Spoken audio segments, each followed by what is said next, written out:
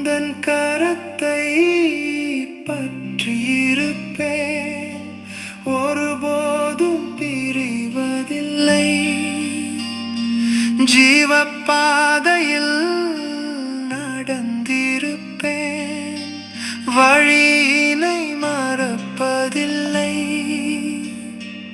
அக்கினியின் அபிஷேகம் நிறைந்திடச் செய்தீர், எந்தன் தேவன் இயேசுவே என்று சொல்லித் துதிப்பேன்.